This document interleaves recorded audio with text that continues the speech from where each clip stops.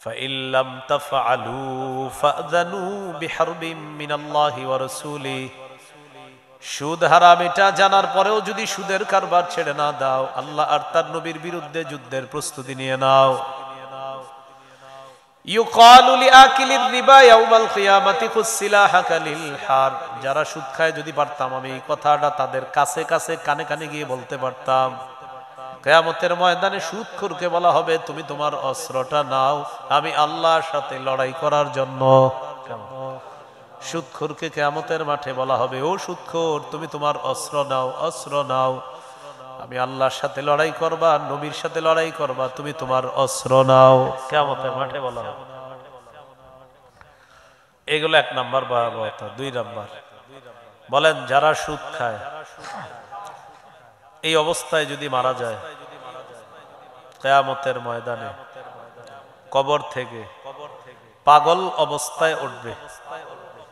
কি অবস্থায় উঠবে? সূরা বাকারা 275 নম্বর আয়াতে আল্লাহ বলেন, আল্লাযীনা ইয়াকুলুনা আর-রিবা লা ইয়াকুমুনা ইল্লা কামা ইয়াকুমুল্লাযী ইয়াতাখাব্বাতুহুশ শাইতানু মিনাল মাস। যারা সুদ খায় তারা কবর থেকে কিয়ামতের ময়দানে এমন অবস্থায় উঠবে, দেখলে মনে হবে শয়তানের স্পর্শে তারা পাগল হয়ে গেছে। যালিকা বিআন্নাহুম ক্বালু ইন্নামাল বাইউ মিসলুর রিবা। আল্লাহ তাআলা বলেন এটা এই কারণে তারা দুনিয়ার মধ্যে বলতো ব্যবসা সুদের মতো। বলেন নাউযুবিল্লাহ। ব্যবসা কিসের মতো? সুদের মতো। আসলে কি সুদের মতো? ব্যবসায়ী 1 মাস কত কষ্ট করে ইলেকট্রিক বিল দিতে হয়, কর্মচারীদের বেতন দিতে হয়, পানির বিল দিতে হয়, সবকিছু করার পর লভ্যাংশ কতটুকু থাকবে এই নিয়ে তার টেনশনের শেষ নাই। সুদখোর 25 তারিখ পর্যন্ত টাট জুয়া খেলায় আর চা দোকানের সামনে বইসা বইসা লেকচার মারবে আর বলবে ঈমান তোরছে আমার কম নাই। আল্লাহ তাআলা বলেন আল্লাহ ব্যবসা হালাল করেছেন, সুদ আল্লাহ হারাম করেছেন। এই আয়াতটা দেখবেন অনেক কোম্পানির সামনে লেখা, দেয়ালের মধ্যে লেখা, আর এক খাম্বার মধ্যে লেখা হাতের কামাই শ্রেষ্ঠ কামাই আল হাদিস। আর এক খাম্বার মধ্যে লেখা নবীও কামাই করছে। আল্লাহ নবী বলেন আমি ছাগল চড়াইছি, মেষ চড়ায়া বেতন নিয়েছিলাম, আমি হালাল কামাই করছি, আল হাদিস। ওই পাশে লেখা দাউদ নবী হাতের কামাই করছে, আল হাদিস। এবার আপনি ভিতরে গিয়ে দেয়ালে দেয়ালে খালি আল কোরআন আল হাদিস। এবার একটু পরে যে কাজটায় যাবেন সুদ। দেয়ালে চারপাশে লেখা আল হাদিস আল কোরআন, একটু পরে আপনি মূল কাজে যাবেন আর কি, ওখানে যেই কাজে গেছেন এখন ওখানে যাবেন, যাওয়ার পরে সুদি লেনদেন। দেয়ালে দেয়ালে যদি কোরআনের সবগুলা আয়াত লেখাও থাকে আর বিশেষ যদি সুদের কারবার হয়, সুদ হারাম, কিয়ামত পর্যন্ত হারাম। কোরআনের আয়াত আর হাদিস লেখা দেখবেন দেয়াল পুরা ভরা, ভিতরে সুদের কারবার। এটা চিন্তা ভাবনা করলে অনেক কিছু গবেষণা করে বের করে নিতে পারবেন। আল্লাহ আমাদেরকে বুঝার তৌফিক দান করেন। এ হলো 2 নাম্বার গজব। 1 নাম্বার গজব আল্লাহ আল্লাহ রসুলের সাথে যুদ্ধ। 2 নাম্বার গজব কিয়ামতের ময়দানে কবর থেকে পাগল অবস্থায় উঠে। 3 নাম্বার গজব, আমার দিকে তাকান। 3 নাম্বারটা এই যে, এই দেখেন, আপনারে এইভাবে গলা চাইপা ধরলে আপনার যেমন কষ্ট হবে, এইভাবে গলা চেপে ধরার পর কেউ যদি আপনাকে গলা টিপে হত্যা করে আপনার যেমন কষ্ট হবে, সুদখোর কিয়ামতের মাঠে যখন উঠবে মনে হবে তার গলাটা কেউ চেপে ধরছে, আসলে কিন্তু চেপে ধরে নাই, কিন্তু মনে হবে তার গলা চেপে কেউ হত্যা করতে চাইতেছে। এই অবস্থায় উঠবে কিয়ামতের মাঠে। উমদাতুত তাফসীর 1 নম্বর খণ্ড 330 নম্বর পৃষ্ঠা। আকিলুর রিবা ইউবাসু ইয়াউমাল কিয়ামাতি মাজনুনান ইউখনাক। সুদখোরকে কিয়ামতের ময়দানে উঠানো হবে এমন অবস্থায় দেখলে মনে হবে পাগল, আর মনে হবে তার গলাটা চেপে ধরে কেউ তাকে হত্যা করছে। নাউজুবিল্লাহ। নবীজি বলেন ওয়া ইন্নার রিবা, সুদি কারবারটা এটাও একটা জাহিলি যুগের প্রথা। তো নবীজি বলেন ওয়া রিবাল জাহিলিয়াতি মাউদুউন, জাহিলি যুগের সুদি প্রথা এটাও বাতিল, এটা আমার 2 পায়ের নিচে। জাহিলি যুগের সমস্ত কুসংস্কার বিদায় হজের ভাষণে আমি নবী বাতিল বলে ঘোষণা করলাম। সুদ প্রথা এটাও জাহিলি যুগের প্রথা, এই প্রথার মধ্যেও তোমরা জড়িয়ে যাবা না। এটা বিদায় হজের ভাষণ। এবার আপনাদের সামনে যে আয়াতটা আমি পড়লাম সূরা বাকারা, 278 নম্বর আয়াত। এই আয়াত নাজিল কেন করলেন আল্লাহ, প্রেক্ষাপটটা শুনেন। মক্কার দুটি গোত্র, এক গোত্রের নাম সাকিফ, আরেক গোত্রের নাম মাখজুমি। সাকিফ গোত্র মুসলমান হয়নি, মাখজুমি গোত্র তখনও মুসলমান হয়নি। দুই গোত্রের মাঝে একটা লেনদেন হয়েছে। সাকিফ গোত্র মাখজুমি গোত্র দুই গোত্রের মাঝে একটা লেনদেন হয়েছে। সাকিফ গোত্র মাখজুমি গোত্রকে ঋণ দিয়েছে এই শর্তে, সুদ সহ ঋণ ফেরত দিবা। নাউজুবিল্লাহ পড়ে। তো ঋণ নিছে, নেওয়ার পর ফালাম্মা জা আল ইসলাম ওয়া দাখালু ফিহি, ইসলামের দাওয়াত আসছে। সাকিফ গোত্র মাখজুমি গোত্র উভয় গোত্র কালিমা পড়ে মুসলমান হয়ে গেছে। আলোচনা বুঝে থাকলে বলেন তো, সুদি লেনদেন হয়েছে কি মুসলমান হওয়ার পরে না আগে? আগে। তলাবাত সাকিফুন আন তাআখুযা মিনহুম, সাকিফ গোত্র মাখজুমি গোত্রের কাছে বকেয়া পাওনা চায়, সুদ সহ ফেরত দেওয়ার দাবি জানায়। তাহলে এখন যারা সুদ চাইতেছে তারা কি মুসলিম না অমুসলিম? মুসলিম। মুসলিম। লেনদেন হইছে অমুসলিম অবস্থায়, কিন্তু মুসলমান হওয়ার পর এখন ওই বকেয়া পাওনা চাইতেছে, তাও সুদ সহ। মাখজুমি গোত্র জবাব দিল, লা নুআদ্দির রিবা ফিল ইসলাম, আমরা এখন মুসলমান, ইসলামের মধ্যে আমরা সুদি কারবার করব না। দুই গোত্রের মাঝে ঝগড়া, এক গোত্র কয় দাও, আরেক গোত্র কয় দিব না। নিলে লভ্যাংশ ছাড়া মূল অংশটা নাও, সুদের অংশ পাবা না। মূলধন যেটা টাকা পাইতা এটা নিয়ে যাও, কিন্তু সুদের অংশ পাবা না। সাকিব গোত্র নাছুর বান্দা, না আমরা নিব না, আমরা পুরাটা নিব। দুই দলের ঝগড়া। মক্কার নায়েব দায়িত্বশীল যিনি, তার নাম আত্তাব ইবনু আসিদ, তিনি নবীর কাছে একটা চিঠি লিখলেন। কাতাবা আত্তাব ইবনু আসিদিন নাইবু মক্কাতা ইলা রাসূলিল্লাহি সাল্লাল্লাহু আলাইহি ওয়াসাল্লাম। মক্কার নায়েব নবীর কাছে চিঠি লিখলেন, ইয়া রাসূলুল্লাহ, সাকিফ গোত্র মাখজুমি গোত্র উভয় গোত্রের মাঝে সুদি কারবারের লেনদেন হয়েছে মুসলমান হওয়ার আগে। সাকিফ গোত্র এখন মুসলমান, মাখজুমি গোত্র মুসলমান। মুসলমান হওয়ার পর সাকিফ গোত্র মাখজুমি গোত্রের কাছে বকেয়া পাওনা চায়, তাও সুদ সহ। সাকিফ গোত্র পাওনা চায়, মাখজুমি গোত্র জবাব দেয়, আমরা মূলধন ফিরিয়ে দিব, কিন্তু সুদি অংশ দিব না। হুজুর আমি এখন কি করব, আমি টেনশনে আছি। আমি মক্কার দায়িত্বশীল হওয়ার কারণে তাদের এই ঝগড়া আমার সহ্য করতে হইতেছে, এখন আমি কি ফয়সালা দিব? রাসূলের কাছে চিঠি পড়ে শোনানো হলো। ওই মুহূর্তে আল্লাহ তাআলা সূরা বাকারার 278 নম্বর আয়াত নাযিল করলেন। আল্লাহ তাআলা বলেন, ইয়া আইয়ুহাল্লাযীনা আমানুত্তাকুল্লাহ ওয়াযারু মা বাকিয়া মিনার রিবা ইন কুনতুম মুমিনিন। আল্লাহ তাআলা বলেন, হে ঈমানদারগণ, তোমরা আল্লাহকে ভয় করো, যদি তোমরা মুমিন হও, সুদের কারবার ছেড়ে দাও। আয়াত নাজিল হওয়ার পর আল্লাহ নবী আয়াতটির বিষয়বস্তু মক্কায় পাঠিয়ে দেয়।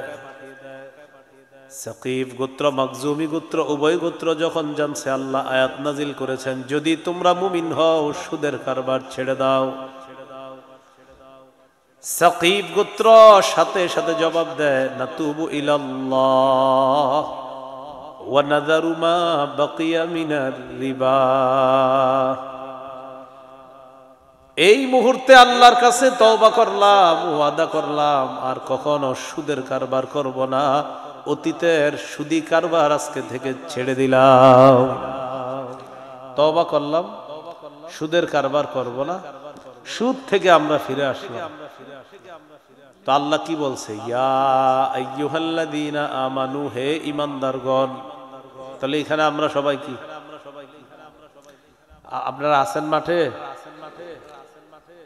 সুদের ওয়াজ ছাড়া অন্য সব ওয়াজে সুবহানাল্লাহ আলহামদুলিল্লাহর আওয়াজ কিন্তু জোরে থাকে, আর সুদের ওয়াজে আপনার মনে হবে যে 20,000 মানুষও যদি থাকে 20 জনও নাই মাঠে, এরকম কিন্তু মনে হয়। তা আপনার টেনশন করেন না বিষয়টা।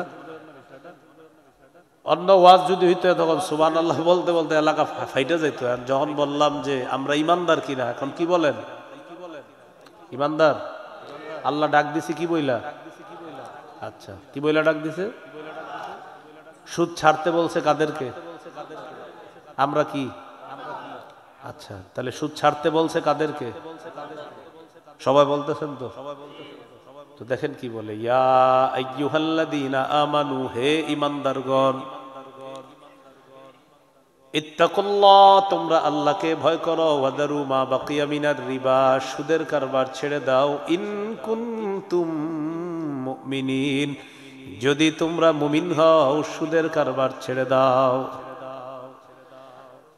প্রথমে আমাদের পরিচয় নিয়ে আল্লাহ ডাক দিলেন হে ইমানদারগণ, পরিচয় নিয়েই তো আল্লাহ ডাক দিলেন হে ইমানদারগণ, জি আল্লাহ আমরা ইমানদার, যদি মুমিন হও সুদের কারবার ছেড়ে দাও। ডাক দিলেন ইমানদার বলে, আর বললেন যদি মুমিন হও সুদের কারবার ছেড়ে দাও। ডাক দিছে কি বলে? তো ইমানদার বলে ডাক দিয়ে বলতেছে যদি মুমিন হও সুদের কারবার ছেড়ে দাও। ডাক দিলেন ইমানদার বলে, এটা বইলা বলতেছে আসলে যদি মুমিন হও সুদের কারবার ছেড়ে দাও। তার মানে ওয়াজটা যারা যারা শুনতেছে, যারা সুদ খায়, যদি মুমিন হয় তাহলে কি ছেড়ে দিতে হবে? আল্লাহ তৌফিক দান করে। সমাজে কিছু সুদ আছে, চক্রবিধি সুদ। আপনার কাছ থেকে নিবে 100 টাকা, 10 টাকা সুদ, হে আবার 100 টাকা আরেক জায়গায় লাগাবে 20 টাকা সুদ। বুঝছেননি? মানে আজীব সিস্টেমের সুদ এইটা একটা। আরেকটা হলো আগামী শনিবার টাকা দেওয়ার কথা, বা ইকো দিয়েন না ভাই, ইকো দিয়েন না, আগামী শনিবার টাকা দেওয়ার কথা। তো আগামী শনিবার টাকা দিতে না পারলে বাড়বে, কিন্তু যদি শনিবারে না দাও তো বাড়বে। রবিবার হয়ে গেলে আরো বাড়বে, সোমবার হয়ে গেলে আরো বাড়বে। বিশিষ্ট সুদখোর 25 তারিখের পরে আপনারে ফোন দিয়ে জানায় দিবে, আব্দুর রহিম ভাই ঠিক আছে তো, সব মনে আসেনি তো, আল্লাহ দিলে ইনশাল্লাহ শনিবার, ইনশাল্লাহ আল্লাহ দিলে আবার কইতেছে শনিবার কিন্তু আর বেশি দিন বাকি নাই, 1 তারিখ আসতে আর বেশি দিন বাকি নাই। তো যাই হোক, আমাকে দুইজনের লেনদেনগুলো সবসময় স্বচ্ছ হয়, আর আপনারা আমি সবচেয়ে ভালো পাইছি লেনদেনের মধ্যে করে সুদি কারবার বলতেছে আপনি সন্দেহ। তো যাই হোক ভাই, আপনারা আমি খুব বিশ্বস্ত মানুষ হিসাবে জানি, তো ইমান আকিদা ঠিক রাখেন আল্লাহর হস্তে, কোনো ধরনের কিন্তু খামখেয়ালি করেন না। আপনি 1 তারিখে টাকাটা দিয়ে দিয়ে, সুদ করে ইমান শিখায় আরেকজন। সূরা আলী ইমরানের 130 নম্বর আয়াতে আল্লাহ বলেন, ইয়া আইয়ুহাল্লাযীনা আমানু লা তাকুলুর রিবা আদআফাম মুদাআফা, হে ইমানদারগণ তোমরা সুদ খেও না, চক্রাকারে বৃদ্ধি করে তোমরা সুদ খেও না, তোমরা বাড়ায় বাড়ায় সুদ খাও না, কম বেশি সব ধরনের সুদ হারাম। আবার অনেকে বাড়ায় বাড়ায় সুদ খায়, আল্লাহ বলেন এটাও করবা না। সূরা বাকারার 276 নম্বর আয়াতে আল্লাহ বলেন, ইয়ামহাকুল্লাহুর রিবা ওয়া ইউরবিস সাদাকাত, আল্লাহ তাআলা সুদকে ধ্বংস করে দেয়, সদকাকে আল্লাহ বাড়ায় দেয়। সূরা রুমের মধ্যে আল্লাহ বলেন, ওয়া মা আতাইতুম মির রিবাল ইয়ারবুয়া ফি আমওয়ালিন নাস ফালা ইয়ারবু ইনদাল্লাহ, আল্লাহ তাআলা বলেন তোমরা যেই সম্পদ সুদ হিসাবে মানুষকে দাও, মানুষের সম্পদ বাড়ার জন্য যেই সুদের অংশ দাও, ফালা ইয়ারবু ইনদাল্লাহ, আল্লাহর কাছে এটা বাড়ে না। তোমরা মানুষকে যেই সুদি অংশটা দাও মানুষের সম্পদ বাড়ার জন্য, আল্লাহর কাছে এটা বাড়ে না। ওয়া মা আতাইতুম মিন যাকাতিন তুরিদুনা ওয়াজহাল্লাহ, আল্লাহকে খুশি করার জন্য যে যাকাত তোমরা দাও, ফাউলাইকা হুমুল মুদঈফুন, এই যাকাত দেওয়ার মাধ্যমে যাকাত দাতা দুনিয়ার মধ্যে তার সম্পদ বাড়ায় নেয়, আখিরাতে বহু গুণে সওয়াব বৃদ্ধি করে নেয়।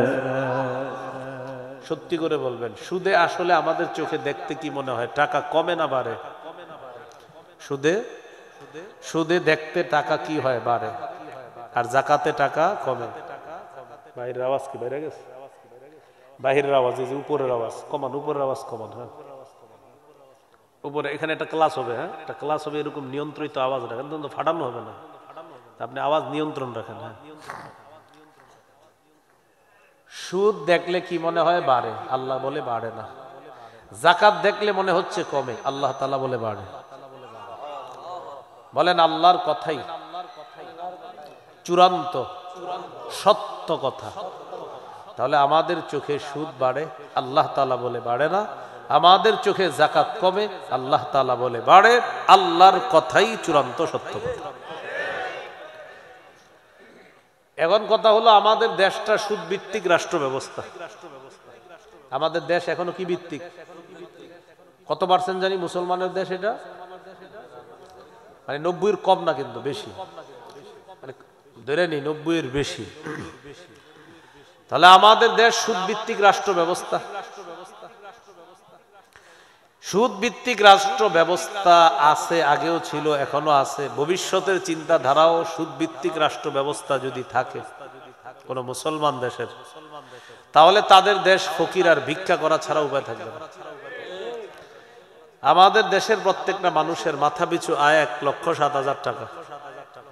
কারণ আমাদের দেশ ছিল সুদভিত্তিক রাষ্ট্র ব্যবস্থা। বুঝেন নাই? উন্নতির খালি ছোঁয়া দেখছেন, লাইট দেখছেন, লাইট দেখে যে পরে যে 1,07,000 টাকা মাথা পিছু ঋণ রাখছেন, 500 কোটি বইলা 150 কোটিতে কাম সারা, 350 কোটি যে আমেরিকা পড়ছে, এটা তো আপনার কোনো খবর নাই। এই হলো ঝামেলাটা। আমি কিন্তু কাউরে বলি নাই, বলছি, কিন্তু অনেকে মনে করবে ওরে বলছি। তো আপনার ও যদি এরকম করে তো ওরই বলছি। বেদাতের ওয়াজ করলে বেদাতিরা মাইকের সামনে বসে বসে বলে, হুজুর এটা আমারে বলছে। তো আপনি বেদাতি হলে তো আপনারই কইছি, ওয়াজ করছি কিসের? কারণ বেদাতি বসে বসে বলতেছে এটা আমারে কয়, তার মানে আপনি বেদাতি। এখন যে বললাম 500 কোটির জায়গায় 150 কোটি দিয়ে কাম সারা, বাকি 350 কোটি মারছে, এখন আপনার মনে আসতেছে, মনে হয় হেরে কয় হ্যাঁ মারছে। যদি মনে করেন মারছে, তাহলে হ্যাঁ। চোরে যখন নাকি চোরের ওয়াজ করবেন, চোরে চিন্তা যায়, হ্যাঁ চুরির ওয়াজ করলো, তুমি চাচ্ছ কা, তুমি কি চোর? তখন যদি কয় হ্যাঁ, তো ওয়াজ তো তোমারই করছে। সুদ ভিত্তিক রাষ্ট্র ব্যবস্থার শেষ পরিণতি ভিক্ষা করা। বিপরীত দিকে জাকাত ভিত্তিক রাষ্ট্র ব্যবস্থার শুভ পরিণতি ধনী হওয়া, যার শ্রেষ্ঠ প্রমাণ আফগানিস্তান। 3 বছর আগে আফগানিস্তানকে কেউ গনে নাই, এখন আফগানিস্তান কাউরে গনে না। 3 বছর আগে সবাই বলছে আমরা তাদেরকে সমর্থন দিচ্ছি না, তাদের পাশে আমরা থাকছি না। এখন আফগানিস্তানকে বলে আফগানিস্তান আপনাদের সাথে একটু সুসম্পর্ক বজায় রাখতে চাই। আফগানিস্তান বলে এখন সময় নেই, পরে কথাবার্তা যাওয়ার হবে। মার্সিডিজ গাড়ি বানায় দেখায় তাদেরকে, এরা এর চেয়ে দামি গাড়ি বানায় দেখায় দিচ্ছে। হেলিকপ্টার বিমান কে চালাবে এই নিয়ে প্রশ্ন তুললো, পাগড়ি বাইন্দা হেলিকপ্টার বিমান চালায় দেখায় দিচ্ছে। নারীরা রাস্তায় নামছে অধিকার আদায়ের জন্য। আফগান সরকার বলছে রাস্তায় নামছো কা? আমরা আমাদের অধিকার চাই। কি অধিকার? আমরাও কামাই করব, আমরাও বেতন নিব। আগে কত পাইতা? এত। এখন পর্দার সহিত চাকরি করো, ডাবল বেতন দিব, যাও। তো এই দেশ আপনি থামাবেন কিভাবে বলেন? তাহলে কি শিখলাম বলেন তো? সুদ ভিত্তিক রাষ্ট্র ব্যবস্থার শেষ পরিণতি ভিক্ষা। জাকাত ভিত্তিক রাষ্ট্র ব্যবস্থার শুভ পরিণতি ধনী হওয়া। এবার আমার সাথে বলেন, বলেন সুদে ফকির আরো ফকির হয়, জাকাতে ফকির ধনী হয়। একজন ধনী মানুষ 100 জনকে সুদে টাকা দিচ্ছে। এই 100 জন কিস্তি সুদ পরিশোধ করতে করতে বেচারারা জমি জায়গা বেচে, ঘর বাড়িও বেচে। এরকম কি হিস্টোরি শুনছেন আপনারা? তাহলে একজন ধনী হলো সুদে, 100 জন ফকির হলো। আপনারা 10 জন টাকাওয়ালা একজনকে জাকাত দিলেন, 50,000 টাকা করে জাকাত দিলেন একজনকে, 5 লাখ টাকা পাইলো। ও আগামী বছর জাকাত দিবে। তাহলে সুদে ফকির আরো ফকির হয়, জাকাতে ফকির ধনী হয়। আমাদের বাংলাদেশে যদি 1 বছর সঠিকভাবে ধনীরা জাকাত দেয়, পরের বছর সুদ বলবে জাকাত তুমি ভালো থেকো, আমি বিদায় নিই। বলেন এই জন্য, বলেন আজকে থেকে তিনটা দোয়া বেশি বেশি করব। এক, আল্লাহ কিয়ামতের আগে বাংলাদেশে আর কোন নারী প্রধান চাই না। কি প্রধান চাই না? সবাই বলেন কেন? বলেন আরো জোরে বলেন, পুরো এলাকারে শোনান, বলেন। নবীজি জবাব দিতেছে। নবীজি বলেন লা ইউফলিহা কওমুন ওয়াল্লাউ আমরাহুম ইমরাআতান। নবীজি বলেন ওই জাতি কিছুতেই সফল হবে না যেই জাতি তাদের নেতৃত্বে কোন নারীকে বসায় দেয়। 47 জন প্রেসিডেন্ট পরিবর্তন করলো, একজনকেও তারা নারী বসাইলো না। দুনিয়ার এই দেশে ওই দেশে নারী বসায় দেয়, আর আমাদেরকে গোলামির জিনজির পরায়া তারা রাজা সাইজা আমাদেরকে গোলাম বানাইতে চায়। মুসলমান এখনই শপথ নিতে হবে, আর গোলামের জিনজিরে আবদ্ধ থাকা যাবে না। ভবিষ্যতে নারী শাসক কোনোভাবেই যেন না হয়। এই জন্য কি করণীয়? হুজুররা গুতাগুতি না করে এখন এক হওয়ার সময়। এই যে সুযোগ ইসলামী দলগুলোর জন্য, এই সুযোগ আগামী 50 বছরে আসবে কিনা আল্লাহ ভালো জানে। এই সুযোগ যদি ইসলামী দলগুলা কাজে লাগাইতে না পারে, বাস ওই এই হাত পাতার যুগ চলতেই থাকবে। আরো এই জন্য ইসলামী মনা দলগুলা যারা, এরা এই সুযোগ কাজে লাগাতে হবে। এই সুযোগটা কি করতে হবে? কাজে লাগাতে হবে। আল্লাহ তৌফিক দান করে। তাহলে আমরা কি দোয়া করলাম? 1 নাম্বার, আর কোন নারী শাসক চাই না। 2 নাম্বার বলেন আল্লাহ বাংলাদেশে শরিয়া আইন চাই। শরিয়া আইন চায় না তারা কোন না কোন অপরাধে, অপরাধী যারা, বলেন শরিয়া আইন চায় না তারা কোন না কোন অপরাধে, অপরাধী যারা। চোর শরিয়া আইন চাইবে না, হাত কাটা যাবে। ধর্ষক শরিয়া আইন চাইবে না, পাথর মারা হবে অথবা তাকে বেত্রাঘাত করা হবে। সিনেমা যারা করে নায়ক নায়িকা, তারা শরিয়া আইন চাইবে না, কারণ শরিয়া আইন প্রতিষ্ঠিত হলে কোনো নারীর শরীরে স্পর্শ করতে পারবে না। এই জন্য কোনো বাটপার অপরাধীরা শরিয়া আইন চাইবে না। শরিয়া আইন প্রতিষ্ঠিত হলে বিগত দিনের চুরির বিচার করতে করতে হাইকোর্টের মেয়াদ শেষ হয়ে যাবে। এই জন্য শরিয়া আইন চায় না তারা কোনো না কোনো অপরাধে অপরাধী যারা। 3 নাম্বার দোয়া করবেন, আল্লাহ আমাদের দেশে এমন একজন শাসক দেন, যেই শাসক মৌলিক 4টি কাজ করবে। নামাজ কায়েম করবে, যাকাতের বিধান চালু করবে, সৎ কাজের আদেশ করবে, অসৎ কাজের নিষেধ করবে। কয় কাজ মৌলিক করবে? এইরকম দোয়া করতে হবে। এখন আপনি এমন একজনকে বসাইতেছেন, হে নিজে নামাজ পড়ে না, তো এখন তাহলে কি হবে? তাহলে 4 গুণওয়ালা একজন শাসক আল্লাহর কাছে চাইতে হবে। সূরা হজের 41 নম্বর আয়াতে আল্লাহ বলেন, আল্লাযীনা ইম্মাক্কান্নাহুম ফিল আরদি আকামুস সালাহ ওয়া আতাউয যাকাতা ওয়া আমারু বিল মা'রুফি ওয়া নাহাউ আনিল মুনকার। আল্লাহ তাআলা বলেন, যাদেরকে আমি রাষ্ট্র ক্ষমতায় বসাই তাদের মৌলিক কাজ হবে 4টা। 1 নাম্বার নামাজ কায়েম করা, 2 নাম্বার যাকাতের বিধান চালু করা, 3 নাম্বার সৎ কাজের আদেশ করা, 4 নাম্বার অসৎ কাজের নিষেধ করা। আল্লাহ এই 4 গুণওয়ালা একজন শাসক আপনি দিয়ে দেন। তাহলে এই দোয়াটা করতে হবে, বলেন ইনশাআল্লাহ। এবার চলেন আমরা জানি সুদের ভয়াবহতা কি। কিসের ভয়াবহতা? সুদের ভয়াবহতা।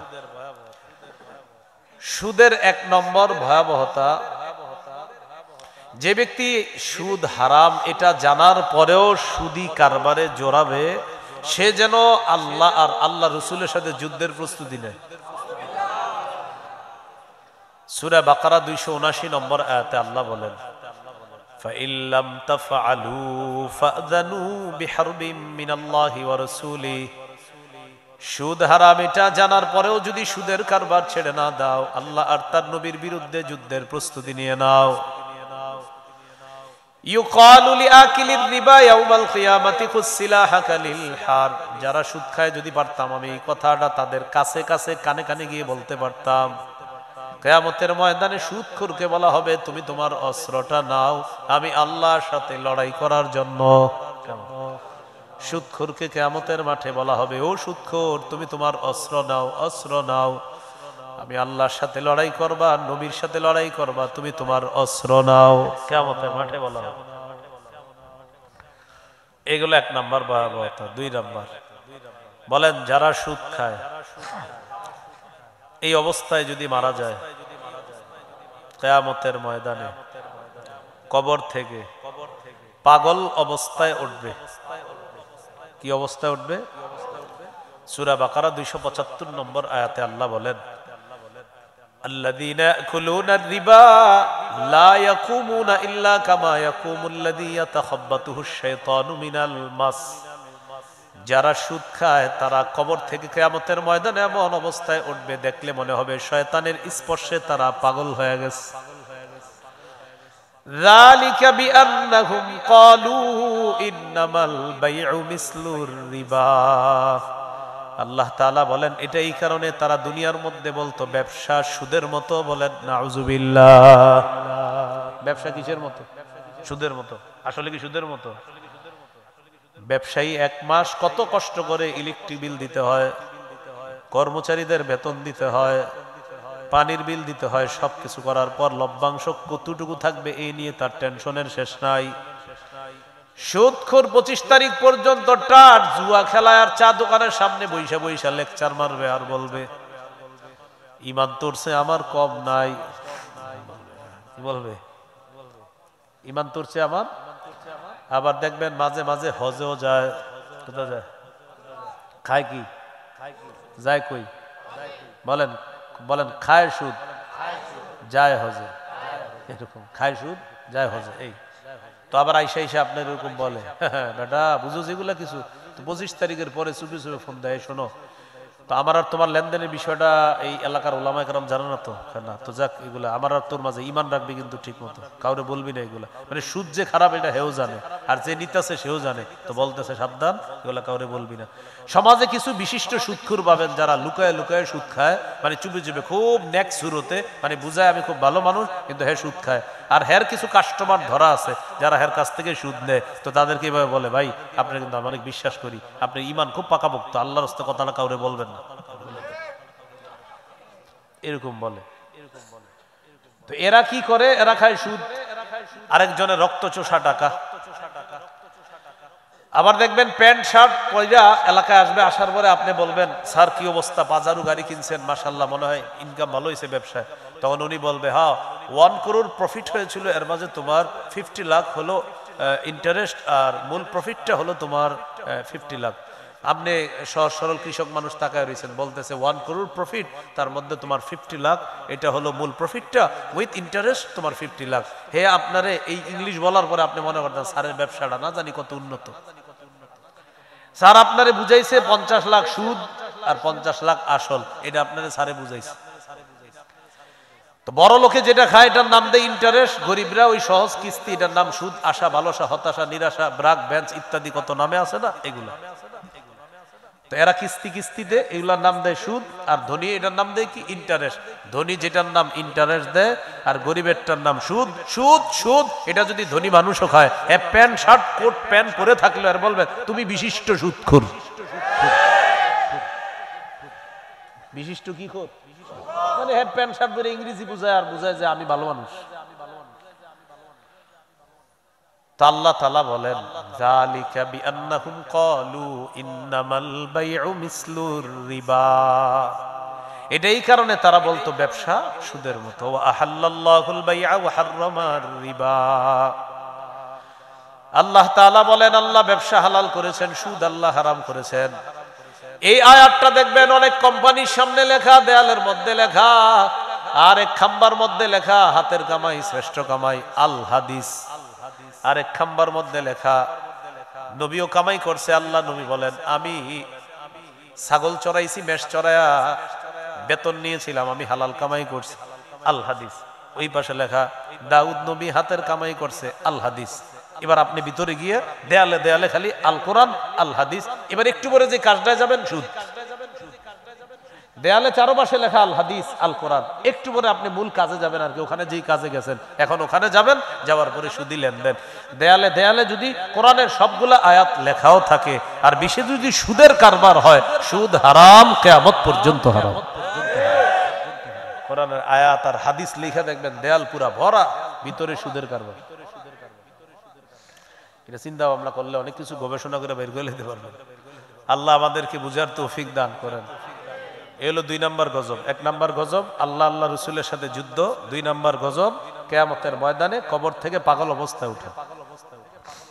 3 নম্বর গজব, আমার দিকে তাকান, 3 নম্বরটা এই যে, এই দেখেন, আপনার এইভাবে গলা চাইপা ধরলে আপনার যেমন কষ্ট হবে, এইভাবে গলা চেপে ধরার পর কেউ যদি আপনাকে গলা টিপে হত্যা করে আপনার যেমন কষ্ট হবে, সুদখোর কিয়ামতের মাঠে যখন উঠবে মনে হবে তার গলাটা কেউ চেপে ধরছে, আসলে কিন্তু চেপে ধরে নাই, কিন্তু মনে হবে তার গলা চেপে কেউ হত্যা করতে চাইতেছে। এই অবস্থায় উঠবে কিয়ামতের মাঠে। উমদাতুত তাফসীর 1 নম্বর খণ্ড 330 নম্বর পৃষ্ঠা। আকিলুর রিবা ইউবাসু ইয়াউমাল কিয়ামাতি মাজনুনান ইউখনাক। সুদখোরকে কিয়ামতের ময়দানে উঠানো হবে এমন অবস্থায় দেখলে মনে হবে পাগল, আর মনে হবে তার গলাটা চেপে ধরে কেউ তাকে হত্যা করছে। নাউজুবিল্লাহ। 4 নাম্বার, সুদের কারণে আপনার বরাদ্দকৃত হালাল রিজিকটা আল্লাহ ছিনায় নেয়। আপনার জন্য বরাদ্দকৃত হালাল রিজিক ছিল আল্লাহর পক্ষ থেকে, কিন্তু আপনি সুদে কারবার করতেছেন, এই হালাল রিজিকটা আল্লাহ ছিনায় নেবে। তুমি সুদ খাও, হালালটা তোমার খাওয়া লাগবে না, আল্লাহ হালাল ছিনায় নেবে।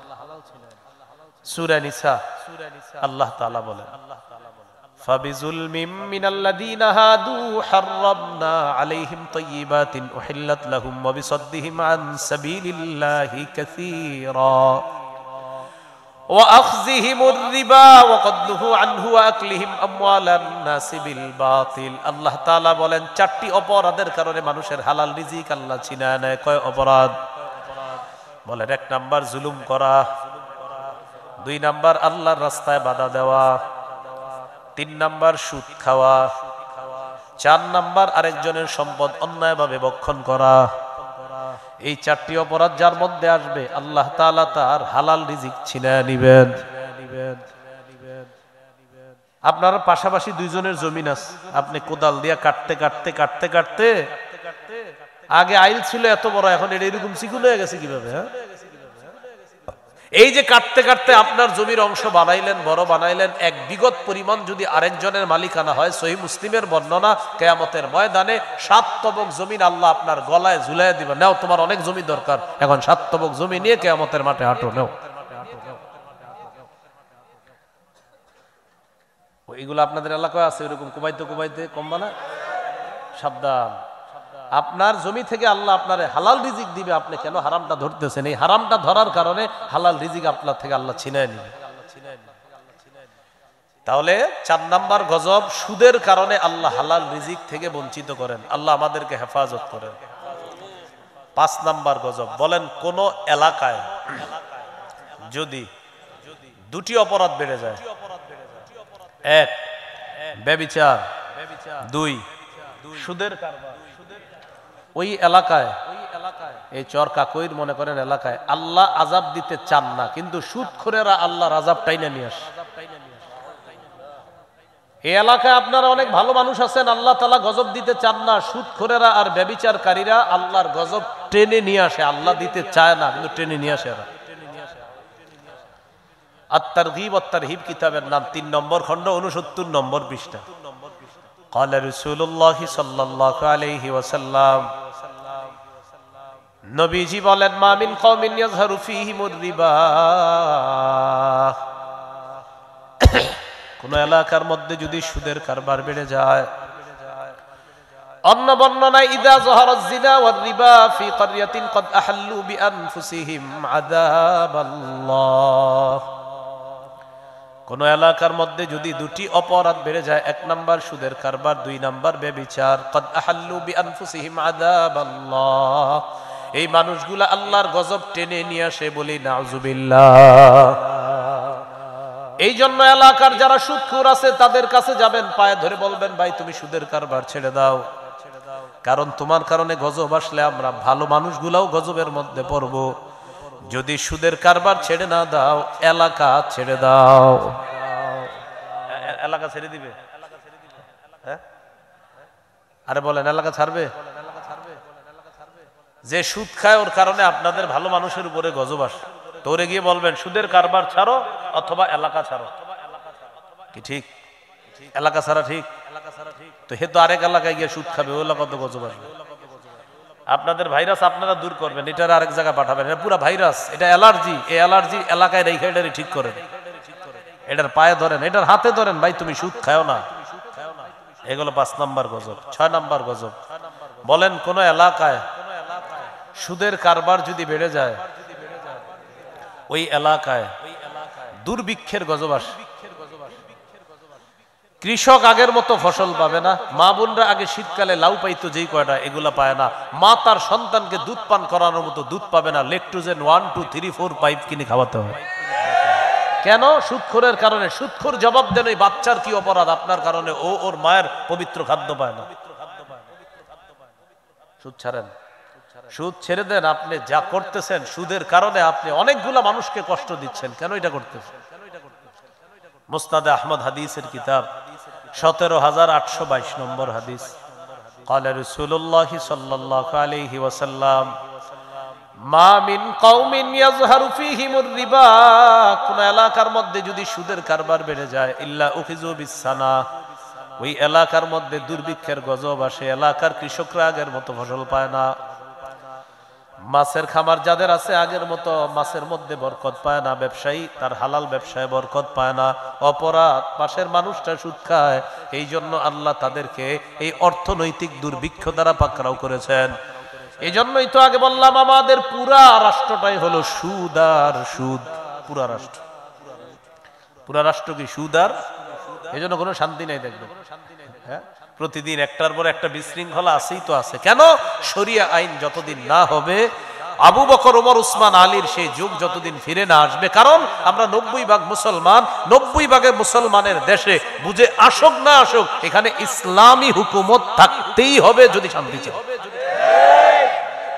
আর যদি আপনি বলেন না হুজুর এটা সারা শান্তি আসবে, লিখে রাখেন, কয়েকশো পৃষ্ঠা ব্যাপী খাতা থাকলে লেখেন। বড় বড় অনেকে আমার বিরোধিতা করতে পারেন না, আমি ছোট বয়স নিয়ে বলছি, আপনি লিখতে পারেন। খেলাফত ব্যবস্থা ছাড়া মুসলমানদের ভাগ্য পরিবর্তন হয় না, হতে পারে না, হবে না। আমার এই বক্তব্যের বিরোধিতা করবে অনেকে, কিন্তু না আপনি করেন। আমি তো বলছি আপনি লিখে রাখেন, আমি তো চিরদিন বাঁচবো না। আপনি লিখে রাখেন, খাতা আনেন, খাতা কলমে লেখেন। বলতে পারেন হাজার হাজার মিনিট টাইম আমি নষ্ট করে পড়াশোনার আলোকে বলতেছি, এছাড়া আপনার শান্তি আসবে না।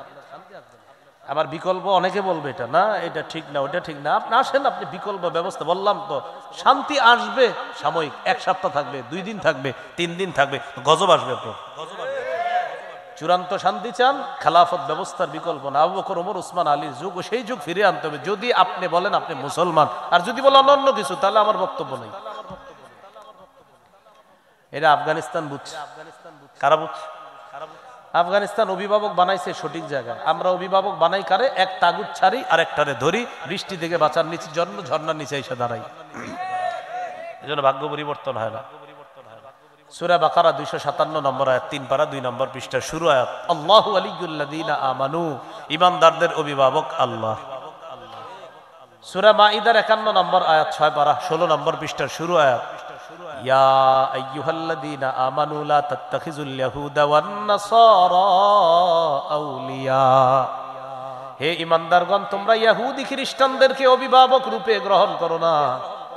আল্লাহ তাআলা বললেন আল্লাহ হলেন ঈমানদারের অভিভাবক, আবার আল্লাহ বললেন ইহুদি খ্রিস্টানদেরকে অভিভাবক বানায়ো না।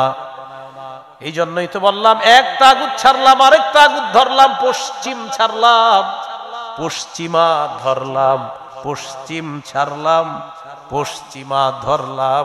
এক তাগুতের রশি থেকে মুক্ত হয়ে আরেক তাগুতের রশির কাছে গলাটা সঁপে দিলাম। ভাগ্য পরিবর্তন হবে না, চূড়ান্ত ভাগ্য পরিবর্তন হবে না।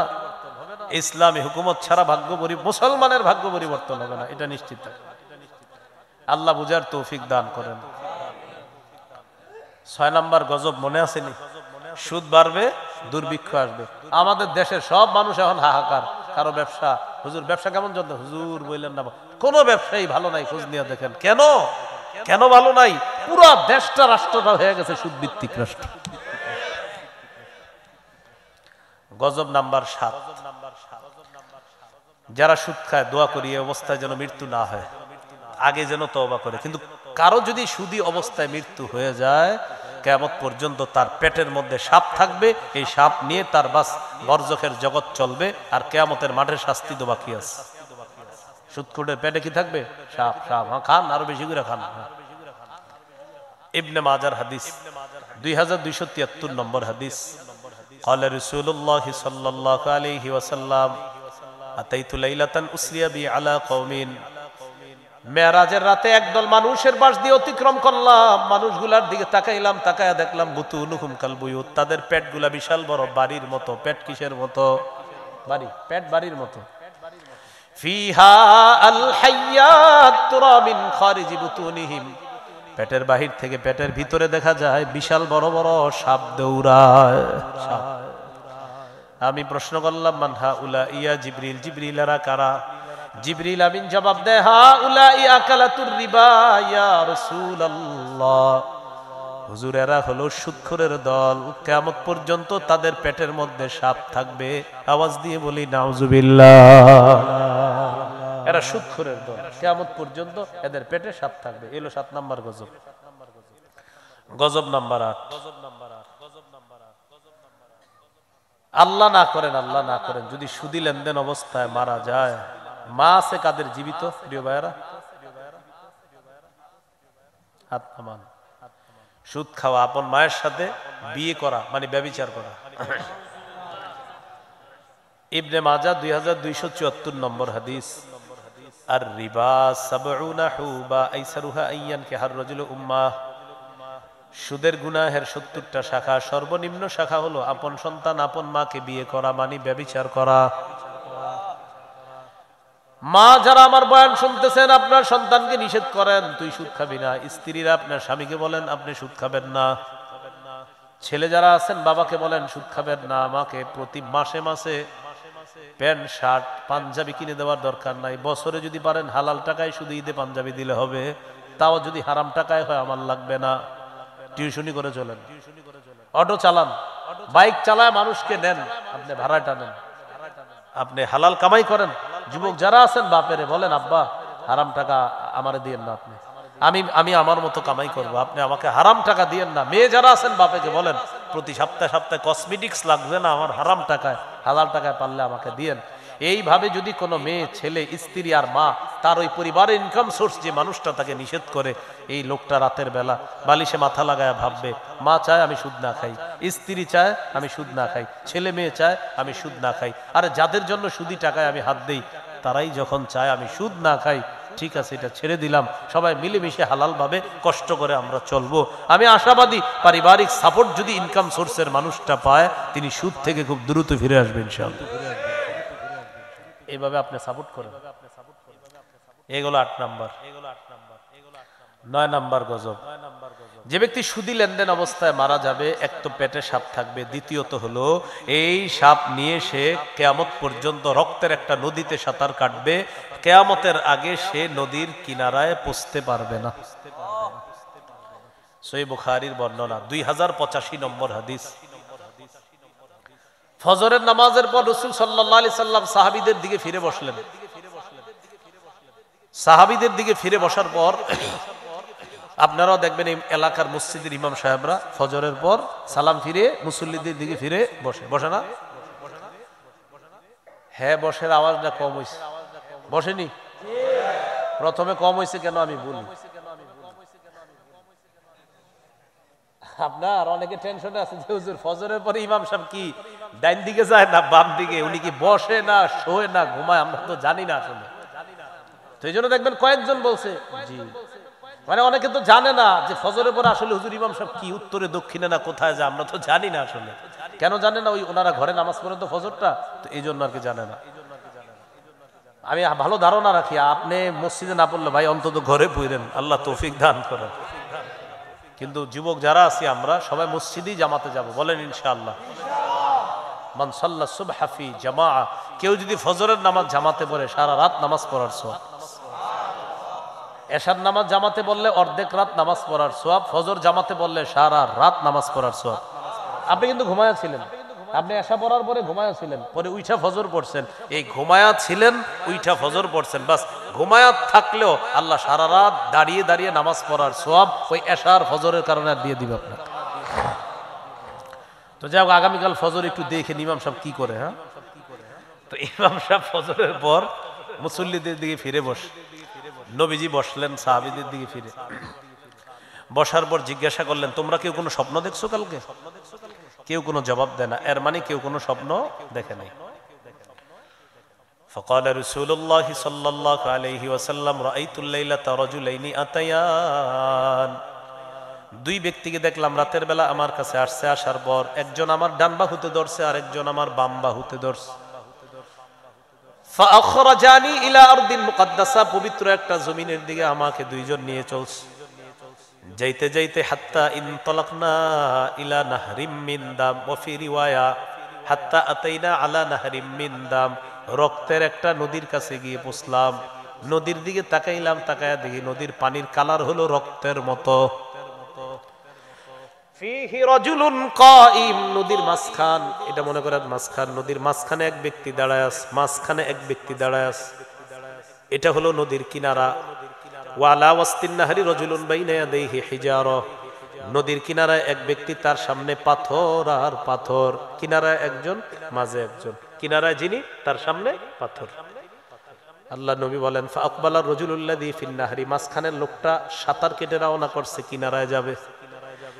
যেই মাত্র কিনারায় যায়, যাওয়ার পর ফারামাল্লাযী আলা ওয়াসতিন নাহরি বিহাজারিন ফি, নদীর কিনারা যে মানুষটা আছে তিনি একটা পাথর নিয়ে ওই সাঁতারকারী লোকটার মুখ বরাবর মারে। ফাআলকামাহু হাজারা, ওই লোকটার মুখের ভিতরে পাথরটা ভাতের লোকমার মতো ঢুকাইয়া দিবে, মানে ভাত যেমন পেটে যায়, এই পাথরটা এরকম মুখ দিয়ে ঢুকে আপনার সবকিছু ঝাঁঝরা করে রক্তে পুরা নদীটা রক্তের কালার হচ্ছে। তো পাথর লাগার পর আপনার রদ্দাহু হাইসু কানা, এক আঘাতে ওই লোক মাঝখানে সাঁতার কাটছে, আবার মাঝখানে চলে গেছে, এক আঘাতে, পাথরের এক আঘাতে নগদ মাঝখানে। নবীজি বলেন কুল্লামা আরাদা আইয়াখরুজা রামা বিহাজারিন ফি ফিহি রাদ্দাহু হাইসু কানা, যতবার লোকটা কিনারায় যেতে চায় ততবার পাথরের আঘাত খায়, আবার নদীর মাঝখানে চলে যায়। আমি প্রশ্ন করলাম, কে এটা? কিছুই বুঝি নাই। জিবরিল আমিন জবাব দিলেন আল্লাযী রাআইতাহু ফিন নাহরি আকিলুর রিবা, যাকে আপনি নদীর মধ্যে সাঁতার কাটতে দেখলেন এই লোকটা হলো সুদখোর, কিয়ামত পর্যন্ত সাঁতার কাটবে, নদীর কিনারায় পৌঁছতে পারবে না। এ হলো 9 নাম্বার গজব। গজব নাম্বার 10, সুদ খাওয়া, দুনিয়া ধ্বংস করা, আখিরাত ধ্বংস করা। দুনিয়াও ধ্বংস তো করলেন, আখিরাত জাহান্নাম কামাই করলেন, জান্নাত হারাইলেন। বলেন নাউজুবিল্লাহ। সহিহ বুখারীর বর্ণনা 2766 নম্বর হাদিস। হ্যাঁ, যারা দেয়, একজন জিজ্ঞাসা করছে যারা কি করে, সব একই ক্যাটাগরি আসবে, যারা দেয় হেগো কি অবস্থা, ভিডিও আসতেছে, পুরাটা শোনেন না, বয়ানটা শোনার পরে আর প্রশ্ন থাকবে না। হ্যাঁ, নাম্বার গজব, যারা সুদি লেনদেন করে। একজনে কয় যারা দেয়, যারা লেনদেন, সুদি লেনদেনই যারা করে। একজনে কয় যে সুদ দেয়, তো দেয় যে ওই তো খায়, এটা একটা। যে সুদ দেয় ও সমান অপরাধী, মানে সুদের টাকাটা যে দেয় ও সমান অপরাধী, ও কেন এই হারাম কাজের মধ্যে লাগে, জড়িত হয়, ওর উপরে 24 ঘন্টা আল্লাহ রসুলের অভিশাপ চলতে থাকে। কয় ঘন্টা? আচ্ছা, এটা আসতেছে। তো 10 নাম্বার, সুদি কারবার যে করে দুনিয়া ধ্বংস, জান্নাত হারায় ফেলে, জাহান্নামের মালিক হয়। নাউজুবিল্লাহ। قال رسول الله صلى الله عليه وسلم اجتنبوا السبع الموبقات, নবী বলেন তোমরা 7টি ধ্বংসাত্মক অপরাধ থেকে বাঁচো। قالوا وما هن يا رسول الله, সাহাবীরা বললেন হুজুর এই 7টি ধ্বংসাত্মক অপরাধ কি? নবীজি বললেন আশিরকু বিল্লাহ, 1 নাম্বার আল্লাহর সাথে শিরিক করা, এটা হলো ধ্বংসাত্মক অপরাধের একটা। কি করা? বলেন সবাই, কি করা? লাতাজিদান্না আশাদ্দান নাসি আদাওয়াতাল লিল্লাযীনা আমানুল ইয়াহুদা ওয়াল্লাযীনা আশরাকু। ঈমানদারদের সবচেয়ে বড় শত্রু হলো ইহুদি এবং মুশরিকরা। বাংলাদেশে 90 ভাগের বেশি মুসলমান, এই দেশেও ইদানিং কালে কিছু মুশরিক আমাদের উপর প্রভাব বিস্তার করতে চায়। সবাই তৈরি থাকেন, সতর্ক থাকেন। এই জাতীয় মুশরিক যারা আছে এদেরকে দমানোর জন্য বাংলাদেশের এখনো সুযোগ আছে। পররাষ্ট্র নীতিতে বাংলাদেশ কিছু বুঝতে হবে, না বুঝলে যারা বুঝে এদেরকে ডাকেন। পোরার ডিমের পররাষ্ট্র নীতি কি করতেছে না করতেছে কিছুই বুঝতে হবে। পররাষ্ট্র নীতি ওলামায়ে কেরাম ডাকেন, ওলামায়ে কেরামদের মধ্যে কাউরে ডাকেন, ডাকলে আপনাদেরকে বুঝাবে পররাষ্ট্র নীতি কারে বলে। বসছেন গোড়ার ডিমও বুঝেন না পররাষ্ট্র নীতি। চীনের সাথে আর পাকিস্তানের সাথে সম্পর্ক ভিত্তি মজবুত করেন, মাঝখানে যেটা আছে এটা ছাগলের 3 নাম্বার বাচ্চার মতো লাফানো শুরু করেন।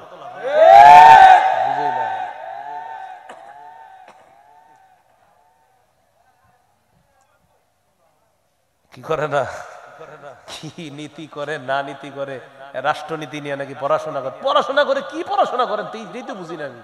রাষ্ট্রনীতি আমরা তো পড়ি না। আসেন রাষ্ট্রনীতি কারো আপনার খালি কতক্ষণ বলে আপনি দেখবেন কি আমরা পইরাই এগুলো তো পাইলাম, পাইবেন কেমনে, পড়েন নাই তো। হেদায়া একটা কিতাব আছে, কি কিতাব? হেদায়া, মাওলানার 2 বছর আগে পড়ায় এটা। এই কিতাব ছাত্রদেরকে রাষ্ট্রনীতি যত নীতি আছে সব পড়ায় দেয় এখানে। আমাদের কবি মাদ্রাসার ছাত্রদেরকে মাওলানার 2 বছর আগে যত নীতি বলবেন, সমাজনীতি, অর্থনীতি, রাষ্ট্রনীতি, এই নীতি ওই নীতি ওই নীতি সব নীতি পড়ায় দেয়। কয় বছর আগে মাওলানার? 2 বছর আগে। তো বুঝেন বেটা মাওলানা হইলে কোথায় যায়। মুশরিক সবচেয়ে বড় শত্রু। 60টি অপরাধ ধ্বংস করে ছাড়বে আমাদের। 1 নাম্বার শিরিক। এই বছর শিরিককে যেইভাবে শুভেচ্ছা জানানো হয়েছে এই বছর, যারা জানান নাই মনে যে ভুল করছেন, নাম লিস্টি হইতে পারে যে কেন জানান নাই। এরকম শিরিকের শুভেচ্ছার হিরিক লেগে গেছে, চোখে পানি এসে পড়ছে আমার যে শিরিকে এই পরিমাণ শুভেচ্ছার হিরিক লাগছে। মুসলমান এটা করলো কিভাবে, পারলো কিভাবে? এ হলো 1 নাম্বার শিরিক করা। 2 নাম্বার সিহরু, জাদু করা। 3 নাম্বার কতলুন নাফসিল্লাতী হারামাল্লাহু ইল্লা বিল হাক্কি, অন্যায়ভাবে কাউকে হত্যা করা। 4 নাম্বার আকলুর রিবা, সুদ খাওয়া। 5 নাম্বার আকলু মালিল ইয়াতীম, এতিমের সম্পদ অন্যায়ভাবে ভক্ষণ করা। 6 নাম্বার তাওয়াল্লি ইয়াউমাজ যাহফি, জিহাদের ময়দান থেকে পলায়ন করা। 7 নাম্বার কযফুল মুহসানাতিল মুমিনাতিল গাফিলাত, সতীসাদী মুমিন নারীর উপর মিথ্যা অপবাদ দেওয়া। সতীসাদী মুমিন নারীর উপর মিথ্যা অপবাদ। পুকুরের দক্ষিণ পাশের এক মেয়ের বিয়ে ঠিক হয়েছে, মেয়েটা আসলে ভালো, আপনাদের এলাকাবাসীও সাক্ষী দেয় মেয়েটা ভালো। তো বিয়ে ঠিক হওয়ার পর আমাদের সমাজের কিছু মানুষের অবস্থা এমন, আরেকজনের একটা মেয়ে ভালো জায়গায় বিয়ে হোক, এটা আবার পাশের ঘরের পছন্দ করে। সবাই না, ক্ষেত্র বিশেষ। এখন দেখেন এই যে আমি এই কথাটা বললাম, এখন অনেকে বলবো হুজুর এটা আপনি কেন বললেন? ভাই আপনারই বলছি আমি, আপনারই অভ্যাস আসেনি সেটা বলেন। যদি বলেন না তো আপনার লাগলো কেন, তার মানে আপনার অভ্যাস আছে এটা। এই বিষয়টা না আমি মানে বুঝাইতে পারি না অনেক সময়। তো কি করে মেয়ের বিয়ে ঠিক হয়েছে, এখন ওই বরের পক্ষের একটা নাম্বার কিভাবে যেন কালেক্ট করে ফোন দেয়। আসসালামু আলাইকুম। ওয়ালাইকুম সালাম, মাদারীপুর অমুক এলাকার পুকুরের দক্ষিণ পাশের একটা মেয়ের বিয়ে ঠিক হয়েছে আপনার ছেলের সাথে, শুনলাম। কবে বিয়ে? হ্যাঁ জি জি, আগামী শুক্রবারে বিয়ে। তো মেয়ের সবকিছু জানছেন তো? মেয়ের কি জানবো? কয় না কিছু বলে নাই। কি বলবে? তাহলে আপনারা সব ডিটেলস বলে নাই কিছু? মেয়ের বাপ বা পরিবারের লোকেরা বিস্তারিত কিছু বলে নাই? কি বলবে? ও আচ্ছা, তাহলে আপনারা জেনে শুনে আগার নাই না। আচ্ছা ঠিক আছে, রাখি। সালাম আলাইকুম। কামায় গেছিলি, দুনিয়া বরবাদ করলেন, আখিরাতও বরবাদ করলেন। কযফুল মুহসানাতিল মুমিনাতিল গাফিলাত, একটা সতীসাদী মুমিন নারী মেয়ের উপর মিথ্যা অপবাদ দিয়ে দিলেন, আপনি তার বিয়ে ভেঙে দিলেন, আল্লাহ আপনাকে ছাড়বে না। এই 7টা অপরাধ ধ্বংস করে, এর মধ্যে একটা হলো সুদ খাওয়া। এইগুলো 10 নাম্বার গজব।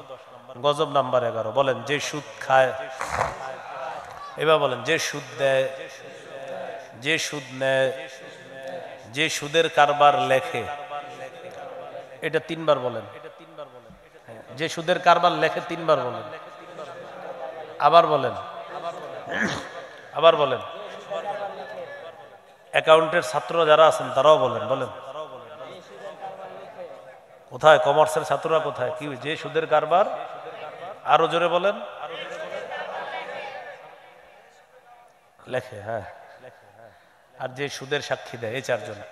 যে সুদ দেয়, যে সুদ নেয়, যে সুদের কারবার লেখে লেখে লেখে লেখে, আর যে সুদের সাক্ষী দেয়। চার শ্রেণীর উপর আল্লাহ নবীর অভিশাপ। নাসাইর বর্ণনা 5103 নম্বর হাদিসে আল্লাহ নবীর বর্ণনা। আলী রাদিয়াল্লাহু তাআলা আনহু বলেন, আন্না রাসূলুল্লাহ সাল্লাল্লাহু আলাইহি ওয়াসাল্লাম লানা আকিলার রিবা ওয়া মুকিলা ওয়া কাতিবা ওয়া শাহিদা। যে ব্যক্তি সুদ নেয়, যে সুদ দেয়, যে সুদের কারবার লেখে, যে সুদের সাক্ষী দেয়, সবার উপর আল্লাহ নবীর অভিশাপ। নাউজুবিল্লাহ। আপনাদের সন্তান যারা পড়াশোনা করতেছে, দোয়া করি তাদেরকে আল্লাহ হালাল চাকরির ব্যবস্থা করে দেন। সুদি কারবার আছে এমন জায়গায় যেন তাদের চাকরি না হয়, দোয়া করি। এগুলো 11 নাম্বার। 12 নাম্বার গজব। বলেন জেনে শুনে সামান্য সুদ খাওয়া। 36 বার ব্যভিচারের চেয়ে বড় গুনাহ করা। মুসনাদে আহমদ হাদিসের কিতাব 21957 নম্বর হাদিস। ক্বালা রাসূলুল্লাহ সাল্লাল্লাহু আলাইহি ওয়াসাল্লাম দিরহামু রিবান ইয়াকুলুহু আর-রাজুলু ওয়া হুয়া ইয়ালামু আশাদ্দু মিন 36 জিনা। জেনে শুনে 1 দিরহাম পরিমাণ সুদ খাওয়া, সামান্য সুদ খাওয়া, 36 বার জিনা করার চেয়ে বড় অপরাধ করা। এগুলো 12 নাম্বার। 13 নাম্বার গজব। নবী বলেন এমন একটা জামানা আসবে সবাই সুদ খাবে, যদিও সুদ না খায় সুদের হাওয়া সবার গায়ে লাগবে। কি বলছে? এমন একটা জামানা আসবে সবাই সুদ খাবে, না খাইলেও সুদের হাওয়া সবার গায়ে লাগবে। আবু দাউদের বর্ণনা 3331 নম্বর হাদিসের বর্ণনা। নবীজি বলেন লা ইয়াতিয়ান্না আলান নাসি জামান লা ইয়াবকা আহাদুন ইল্লা আকালা রিবা। আমার উম্মতের উপর এমন একটা সময় আসবে যেই সময় সবাই সুদ খাবে। ওয়া ইল্লাম ইয়াকুলহু, যদিও সবাই ডাইরেক্ট সুদ না খায়, আসাবাহু মিন বুখারিহি, সুদের হাওয়া সবার গায়ে লাগবে। সুদের হাওয়া সবার গায়ে লাগবে। এর আমি বুদ্ধি দিয়ে নিয়ে গেছি আসরের পরে। চলেন 1 কাপ চা খাওয়াই। কি খাওয়াবো? আপনি চা খাওয়াইছে 1 কাপ, 5 টাকা দাম। তো ওনার কোনো গুনাহ হবে না, উনি যে চা খাইছে।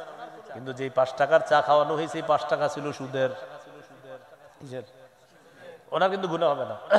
কিন্তু এই যে সুদের টাকায় ওনারে খাওয়াইয়া দিলাম, এখন উনি মাগরিবে গিয়ে দাঁড়াইছে, আল্লাহু আকবার, নামাজে মজা পায় না, এশার নামাজে মজা পাইতেছে না। কিন্তু উনি বুঝতেছে না ঘটনা কি। আমি ফজর বললাম মজা পাইছি, জোহরে মজা পাইছি, আসরে মজা পাইছি, মাগরিব এশায় মজা পাচ্ছি না কেন? আল্লাহ কোরআনে বলছে কুলু মিনাত তাইয়্যিবাত ওয়া আমালু সালিহা। ও রাসূলগণ, নেক কাজ করার আগে আগে হালাল খান। পেটে হালাল থাকবে, নেক আমল করবেন, তখন মজা পাবেন। এই বেচারা যদিও সুদ খায় না, তো সুদের হাওয়া ধোঁয়া তার পেটে ঢুকাইয়া দিছি, এই কারণে এখন নামাজে 2-1 দিন মজা পাচ্ছে না সে, কারণ ভিতরে তো ধোঁয়া কাজ করতেছে। তো নবীজি বললেন ডাইরেক্ট না খাইলেও হাওয়া লাগবে। 14 নাম্বার গজব। আল্লাহ না করেন যারা সুদ খায়, এই অবস্থায় যদি তাদের মৃত্যু হয়, আল্লাহ নিজের উপর ওয়াজিব করে নেয় যে তোরে আমি জান্নাত দিব না। আল্লাহ ওয়াজিব করে নেয় যে ওরে আমি জান্নাত দিব না। আল মুস্তাদরাক লিল হাকিম হাদিসের একটা কিতাব আছে, 2260 নম্বর হাদিসের বর্ণনা। এই হাদিসের মধ্যে আসছে আন আব্দুল্লাহ ইবনে উমর রাদিয়াল্লাহু তাআলা আনহুমা قال আরবাউন হাক্কুন আলাল্লাহ আল্লা ইদখিলাহুমুল জান্নাহ ওয়া লা ইউযিকুহুম নাঈমাহা। 4 শ্রেণীকে জান্নাত না দেওয়া আল্লাহর হক। কয় শ্রেণী? 1 নাম্বার মুদমিনুল খামরি, যে মদ খায়। 2 নাম্বার আকিলুর রিবা, যে সুদ খায়। 3 নাম্বার আকিলু মালিল ইয়াতীম, যে এতিমের সম্পদ অন্যায়ভাবে ভক্ষণ করে। 4 নাম্বার ওয়াল আকুলি ওয়ালিদাই, পিতা মাতার নাফরমান সন্তান। এই 4 জনকে জান্নাত না দেওয়া আল্লাহর হক। বলেন নাউজুবিল্লাহ। গজব নাম্বার 15। এটা শোনার পর আপনারা বলবেন নবীজি বলছে হবে, আর আপনারা বলবেন হবে নাকি হয়েছে। আগে শোনেন। আত-তারগীব ওয়াত-তারহিব কিতাবের নাম 3 নম্বর খণ্ড, 70 নম্বর পৃষ্ঠা। নবী বলেন বাইনা ইয়াদাইস সাআতি ইয়াজহারুর রিবা ওয়াজ-জিনা ওয়াল খাম। কিয়ামতের আগে ব্যভিচার বাড়বে, সুদের কারবার বাড়বে, মদের কারবার বাড়বে। নবী বলছে বাড়বে, আপনারা বলেন। নবীজি বলেন কিয়ামতের আগে ব্যভিচার বাড়বে। এই ব্যভিচার আবার কেমন ব্যভিচার? ঘরে ঘরে ব্যভিচার। রাতের বেলা মা বাবা এক রুমে ঘুমায়, সন্তান আরেক রুমে ঘুমায়, মোবাইলে কার সাথে জানি ব্যভিচারে লিপ্ত হয়ে যায়। বুখারীর বর্ণনা, চোখের জিনা আছে, কানের জিনা আছে, কলবের জিনা আছে, অন্তরের জিনা আছে। মোবাইলে প্রথম পরিচয় হয়, পরিচয় হওয়ার পর কয় কণ্ঠটা তো অনেক সুন্দর, কলবের জিনা শুরু হয়ে গেল। কল্পনা। আপনার সাথে দেখা করতে চাই, যে কথার জিনা শুরু হয়ে গেল, কান দিয়ে তার কথা শুনতে চায়, কানের জিনা। যেদিন দেখা করবে সেদিন সেন্ট লাগায় গেছে, যাওয়ার পর মেয়েটার গায়ের গ্রাণ নিয়েছে, এটা হলো তার নাকের জিনা। এবার মেয়েটাকে দেখতেছে চোখ দিয়ে, এটা হলো তার চোখের জিনা। যদি তার গায়ে স্পর্শ করে, এটা হলো হাতের জিনা। ওয়াল ফারজু ইউসাদ্দিকুহু যালিকা, লজ্জাস্থান জিনাটা বাস্তবে রূপ দেয়। বলেন নাউজুবিল্লাহ। ঘরে ঘরে হচ্ছে, ঘরে ঘরে। নবী বলছে জিনা বাড়বে, ওয়ার রিবা, সুদের কারবার বাড়বে। 3 নাম্বার আল খামরু, মদ বাড়বে। এই মদ মানে আবার যুবক ভাইয়েরা শুনেন, মদ মানে মাদক দ্রব্য যা আছে সব বাড়বে। ইয়াবা, বাবা, গাজা, হিরোইন, ফেন্সিডিল, আফিম, কানাডাডাই, মাস্তুদ, শ্যাম্পেন, ডাইল ইত্যাদি যা আছে সব। হ্যাঁ, অনেকে হুজুর আপনি এত কিছু জানেন কেমন এই নামগুলা? আমার একটা ওয়াজ আছে, দেখবেন মাদক দ্রব্য বয়ানের বিষয় কি। এনে তো মাত্র 10-12টা কইছি, ওখানে দেখবেন একদম টানা 30টা কইলে কোথায় চাষ হয়, কেমনে চাষ হয়, কেমনে আমদানি হয়, ওখানে হলো ওই বয়ানের বিষয়। তো আমার বিষয়বস্তু আপনার মাদক না, বিষয়বস্তু সুদ, সুদেই থাকে। তো রাসূলুল্লাহ সাল্লাল্লাহু আলাইহি সাল্লাম বলেন জিনা বাড়বে, ব্যভিচার বাড়বে, মাদক দ্রব্য বাড়বে। 15 নাম্বার গজব। সর্বশেষ গজব 16 নাম্বার। বলেন সুদের শেষ পরিণতি। ওই আগেও বলছি, হ্যাঁ ভিক্ষা বলছি না আগে? বলেন সুদের শেষ পরিণতি ভিক্ষা। আবার বলেন, আবার বলেন ভিক্ষা। ইবনে মাজাহ 2279 নম্বর হাদিস, নবীজি বলেন মা মিন আহাদিন আকসারা মিনার রিবা ইল্লা কানা আকিবাতু আমরিহি ইলা কিল্লা। যারা বেশি সুদ খায় তাদের শেষ পরিণতি হয় সম্পদ কমে যাওয়া। সুদখোররা যদিও দুনিয়াতে দেখে সে ভালো আছে, ওর বংশের মধ্যে কেউ না কেউ গজবের মধ্যে পড়বে, এটা এক। আর ওর কারণে হাজারো মানুষ গরিব হয়, এটা আরেকটা। এটা হলো 16 নাম্বার সর্বশেষ গজব। এবার সুদের ব্যাপারে সর্বশেষ কথা, যেটা শোনার জন্য আপনারা অনেকে প্রস্তুত না, কিন্তু এরপরে বলতে হবে। শুনতেছেন তো? আপনারা আমি 1 ঘন্টা জমি দিছি, 1 ঘন্টা জমি, কয় ঘন্টা? 1 বছর এটা আপনার কাছে থাকবে। 1 লাখ টাকা নিচ্ছি, এই 1 বছর পরে আপনি জমিটা আমারে দিয়ে দিবেন, আপনার টাকা আমি দিয়ে দিব। 1 বছর চাষাবাদ হয়নি, সুদ। কি এটা? সুদ। হ্যাঁ, আপনারা আছেন, এটা সুদ, সুদ।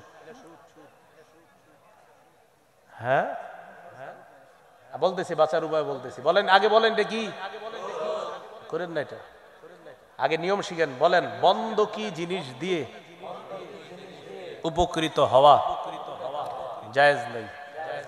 বলেন আমি তার কাছে জমি রাখাটা, এটা বন্ধক। বন্ধকি জমিতে সে কিছু করবে না, আমি টাকা দিব, সে জমি ফেরত দিবে। জমিটা শুধু সে দেখে রাখবে, ব্যাস। এটা চাষাবাদ করবে না, এটাতে উপকৃত হবে না। আমি একটা স্বর্ণের চেন রাখলাম, তার 10,000 টাকা নিলাম, স্বর্ণের চেনটা ফেরত দিবে, টাকাটা দিয়ে দিব। বন্ধক রাখছে চেন। উনি শখ করে ওনার মেয়ের গলায় চেনটা দিস, মেয়ে আনন্দ করতেছে, আব্বা আমার চেন দিস। এই যে উনি ওনার মেয়ের আনন্দটা দিল, এই আনন্দ সুদের অন্তর্ভুক্ত হবে। আব্দুল্লাহ ইবনে মাসউদ রাদিয়াল্লাহু তাআলা আনহুর কাছে একজন আসছে, ঘোড়ার উপরে চড়া, কিসের উপরে? আসার পর বলতেছে হযরত ওমকে আমার কাছে 500 দিরহাম দিনার ঋণ নিছে, তারপর আমার কাছে ঘোড়াটা বন্ধক রাখছে। আব্দুল্লাহ ইবনে মাসউদ বললেন ঘোড়া বন্ধক রাখার পর তুমি কি এটার উপরে ওঠো? জি। ইবনে মাসউদ বললেন ঘোড়ার উপরে যদি চড়াও অথবা নিজে চড়ো, তুমি যদি চড়ো বা কাউকে চড়াও, এটা সুদ হবে, কারণ ঘোড়া হলো বন্ধকি বস্তু, এটা দিয়ে উপকৃত হওয়া যায়। করবেনটা কি? ভাড়া দিবেন। ভাড়া কি দিবেন? 1 বছরের জন্য ভাড়া দিবেন। 1 বছর ওনার আমি জমি খাইতে দিলাম, উনি এই জমি চাষাবাদ করে খাবে। 20,000 টাকা ভাড়া নিব, বা এলাকায় যত ভাড়া। কিন্তু ওইটা ওইভাবে না, ওই যে আপনি অনেক টাকা দিয়ে বলবেন হুজুর পরে কিছু কাটবো, এটা বাটপারি, এরকম না। আপনি ভাড়া দিবেন যে 20,000 টাকা ভাড়া, ভাই 15,000 টাকা ভাড়া, তুমি জমি 1 বছর খাইবা, খাইয়া দিয়ে দিবা, বাস। এটা ভাড়া, তুমি এটা ওই যে যেরকম পুকুর নেন, পুকুর ভাড়া নেন ইত্যাদি, এগুলা। তো এটা জায়েজ আছে, লিজ বা ইত্যাদি, এটা জায়েজ আছে। কিন্তু ওইটা যেটা, ওইটা করবেন না। আরেকটা হইতে পারে আপনার বেশি টাকা দরকার। কি দরকার? এর একটা বুদ্ধি হইতে পারে এরকম, 5 বছরের জন্য ভাড়া দিন। 5-20 কত? 1 লাখ। 5 বছরের জন্য জমিটা আপনারা ভাড়া দিবেন। তো এর মাঝে আপনার মনে করেন 1 লাখ টাকা আমি নিয়ে নিলাম, 5 বছর উনি ভাড়া, 5 বছরের ভাড়া শোধ করে দিচ্ছে। এর মাঝে একটা এরকম হইতে পারে, ভাই যদি 4 বছর পরে এরকম হয় যে তুমি জমিটা রাখবা না বা আমি নিয়ে নেবো, তখন তুমি জমি ফেরত দিলে আবার তোমার 20,000 আমি ফেরত দিয়ে দিব। মানে যতটুকু অংশের ভাড়া অতটুকু আপনি রাখবেন, বাকিটুকু অংশ আপনি ফেরত দিবেন। তো এটা হলো কি আপনার অনেক সময় বেশি টাকা দরকার, তো মানুষ কিন্তু সাধারণত জমির কাজটা করে বেশি টাকার জন্য। তো আপনি এইভাবে 5 বছরের জন্য ভাড়া দেন যে ভাই 1 লাখ টাকা ভাড়া, তুমি 5 বছর এটাতে চাষাবাদ করে খাও, 5 বছর পরে আমার জমি আমাকে ফেরত দিয়ে দিবে। তো এইভাবে আপনি বেশি টাকা নিতে পারেন। তো যে বিষয়টা বললাম ভাই, আমরা সবাই যেন কথাগুলো মনে রাখতে পারি, আল্লাহ তৌফিক দান করেন। হ্যাঁ, সুদি কারবার করেন না, সুদ খাবো না, সুদ ধরবো না, সুদ নিব না, সুদের কারবার লিখবো না। এই যুবক ভাই যারা আছেন পড়াশোনা করতেছেন কলেজ ভার্সিটিতে, আল্লাহর রাস্তে আপনারা সুদি কারবারে যেখানে চাকরি ওখানে যায় না, এটা আপনাদের কাছে একটা আবদার থাকলো।